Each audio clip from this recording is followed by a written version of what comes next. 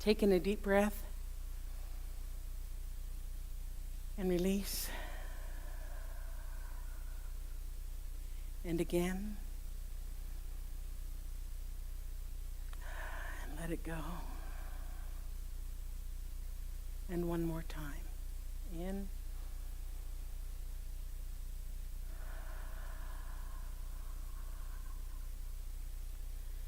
Thank you, always. There's something that happens when we do regular, everyday things together, whether it's pray or whether it's breathe or laugh or dance. There's something about that. So as many of you know, a couple of weeks ago, I spent a week up in the mountains with my siblings. And as I shared before, we're a family that actually enjoys taking trips together, even in our 60s. I mean, we plan it. We like each other, right? But what made this trip a little different than most of the others that we take is that I was the host this time. They were coming to my hometown, right? And we were going to do things that I was suggesting. And I was so looking forward to it because, this is a really beautiful place. Those of you who aren't born here take it a little bit for granted, but it's a really beautiful place. And I was really looking forward to showing everybody the sights. And I was so well prepared. I had dinner reservations the first night at my favorite restaurant in town, which happens to be Big Ts BBQ. Hi, Leslie, back there. Right?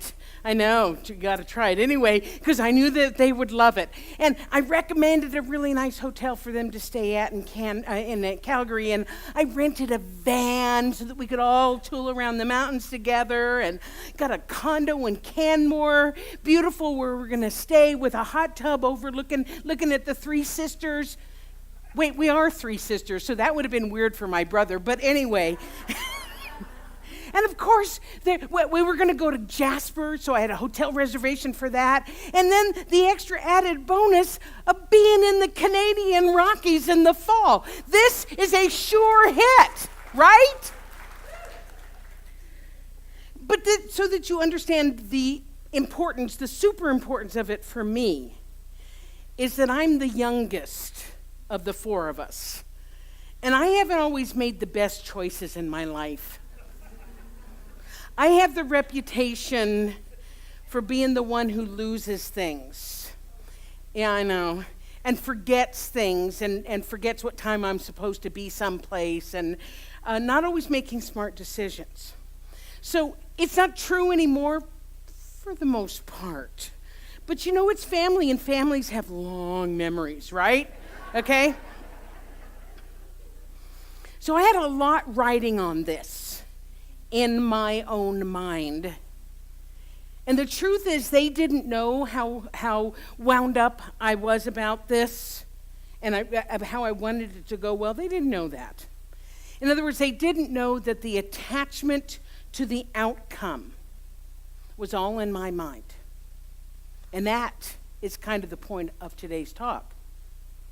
So imagine my dismay. This was like 2.5 weeks ago that I started looking at the weather forecast, looking at the days that we're going to be there, and we're going to be up in Canmore and taking the Icefields Parkway. Rain, fog, cold, frost, freezing drizzle. Ice pellets. I mean, what are even ice pellets? Seriously. Snow in September. And sure enough, the day they get here, it is foggy as you can imagine, and it's cold.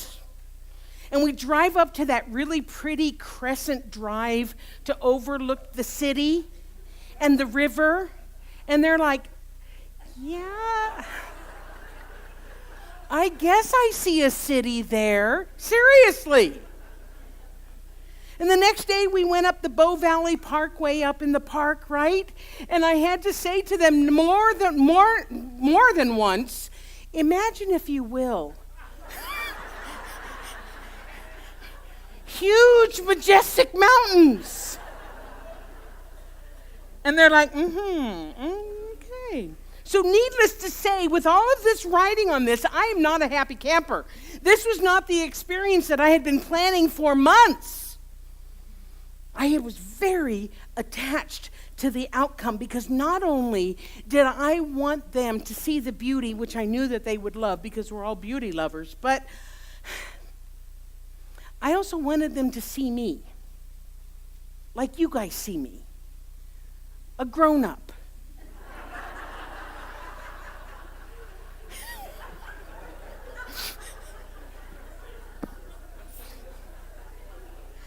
I swear to God, I wasn't going to talk about this. Take this off the tape. I swear. If my brother said to me once, he said to me 10 times during that week, Pat, watch out, there's a car coming.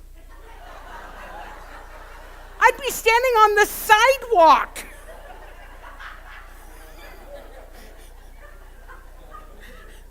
So as a result, you understand, I'm kind of like not happy, right? I'm kind of getting grumpy. And I don't think that they were having a bad time. I mean, let's face it, even a lousy weather day in the mountains is pretty spectacular, right? Okay. We're all together, we're having fun, we're laughing, we're enjoying each other's company, but I was suffering inside because of my attachment to how I wanted things to be. His Holiness, the Dalai Lama. Attachment is the origin, the root of suffering.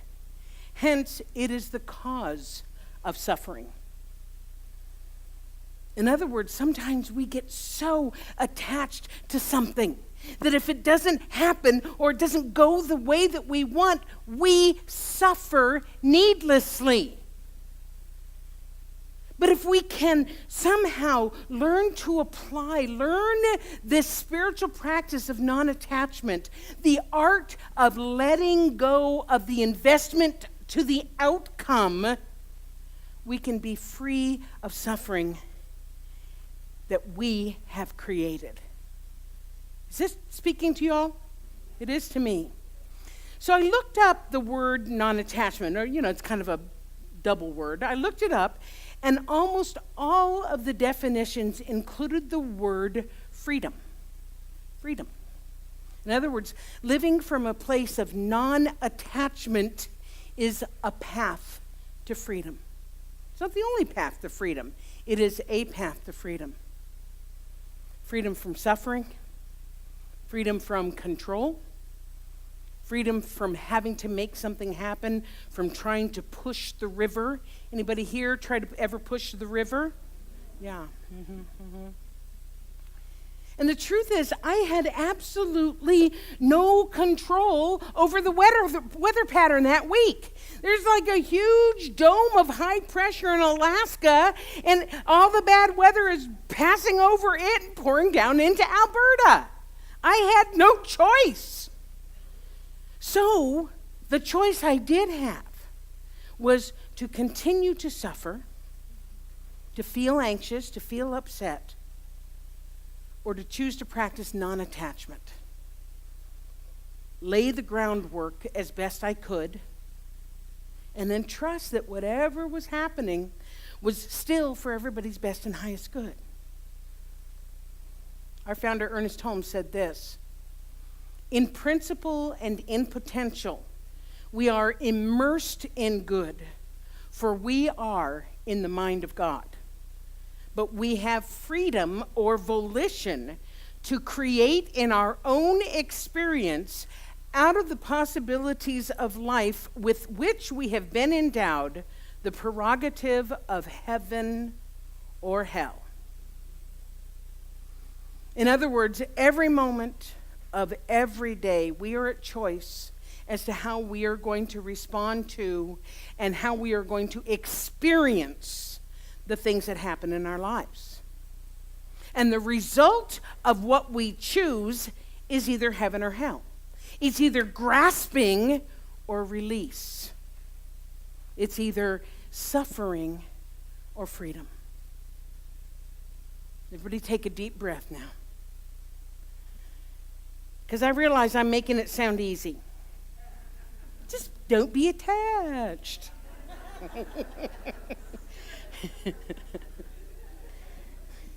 And I get that it's not easy, okay?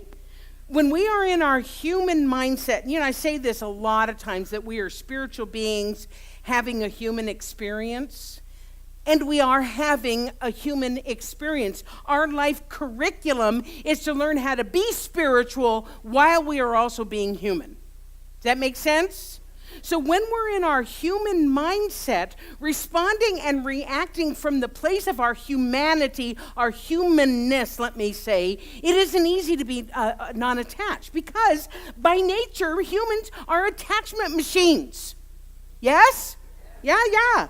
We get attached to people and things and results. It's natural. And if the attachment causes us pain and suffering, it isn't serving us. It isn't bringing us the joy and the happiness that we think whatever the thing that we're attached to is going to bring us. I mean, think about this. Here I was. I had my siblings, the people that I've known all my entire life and and they're in my part of the world. They traveled here, and instead of enjoying what was happening, I was upset by what I thought should be happening. Now, luckily, even though I fall asleep and forget what I know sometimes, I also wake up and remember pretty quickly. So after a day or so of internal grousing and suffering, I realized that I was causing it. I was causing my whole experience, so I gave myself a good talking to. You know which ones I'm talking about? Those good talking tos, right? And I reminded myself of what I knew to be true. I live in a friendly universe that is here to support me. I reminded myself that this experience was of my own making. This suffering was of my own making. And I also learned that I can change my thinking and change my life. I reminded myself of that. I released my attachment to the weather being perfect and accepted it for what it was. I vowed to look for the good instead of the not so good. And most importantly, especially with next weekend coming up about gratitude, I expressed gratitude that here was my family who loved me, who traveled up to 2,500 kilometers to visit me here in Canada. And the strangest thing happened after I had a shift in attitude. Everybody take your finger like this. Come on, indulge me. Take your finger, put it to like this, and go,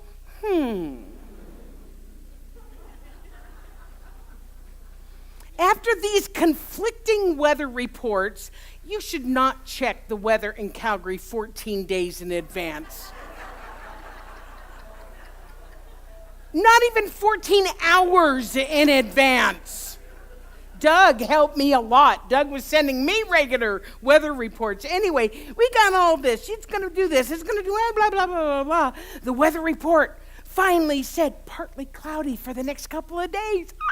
So we got in the car and we drove to Emerald Lake.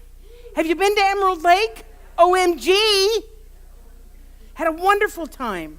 And then the next day, as planned, we went up the Icefields Parkway to Jasper. OMG. Right? It was absolutely spectacular, and the weather was perfect. In fact, now I know, my sister-in-law, who is a photographer, actually likes clouds. It makes her pictures more interesting. Maybe not when the mountains are completely covered, but you get my drift, right? And to add to the specialness of these days that we spent together, we had the opportunity, because I knew where to find elk. Like lots of them. The Banff Golf Course. So we drove and we found, not once but twice, 2 different days, we went and we watched the elk rut. Not the actual rut, that would have been weird, but the leading up to. I mean, literally, we just parked the van, rolled down the windows, and just watched as this National Geographic drama unfolded. There was the bull elks, and they were bugling and running around trying to keep all the ladies to get lady elk, trying to keep them all together. And there's the young fringe dwellers, those young whippersnappers who would come and go, bugle, bugle. Oh no, I gotta run away. And the lady elk eating grass, but watching everything going on, right? Yeah. At one point I said, this is better than Netflix. All we need is popcorn. Gives whole new meaning to Netflix and chill.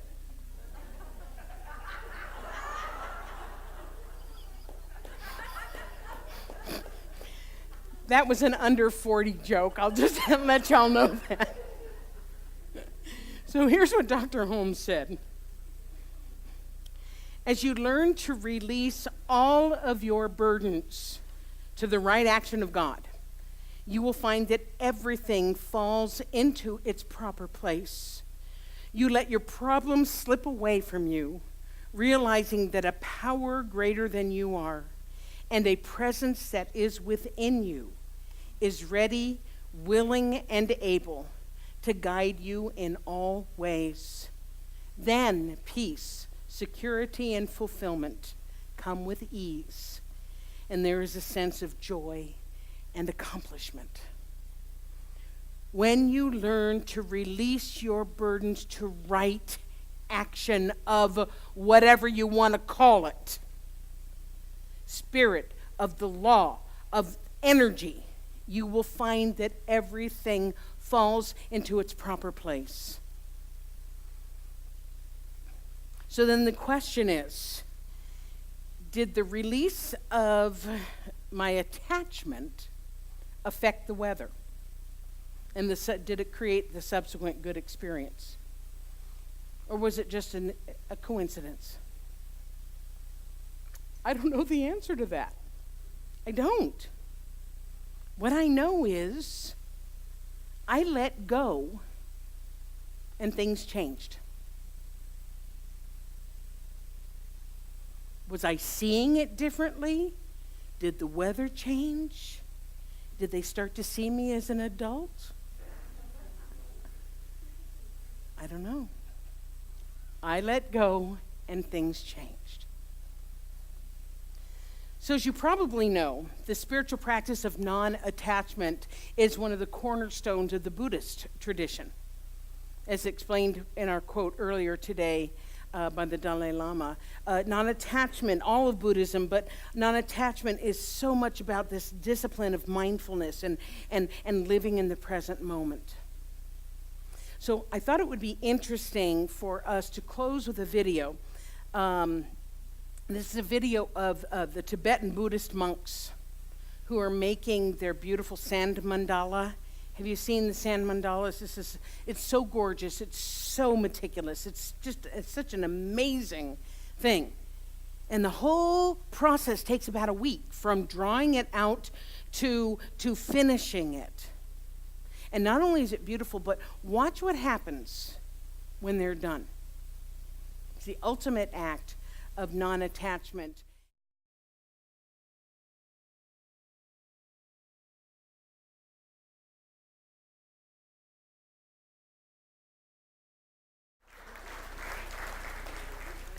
Raise your hand. Oh boy, that was loud. Raise your hand if through that video you were thinking to yourself, I want to have that hanging in my house. I am attached to it. Tom's no. no. Hmm? Yeah, the sand would slide off. Yeah, that's true. That's the ultimate non attachment. Everything prepared, full participation, and then swept it away, put it in water to become part of the earth again. The ultimate in non attachment. Thank you, and I love you.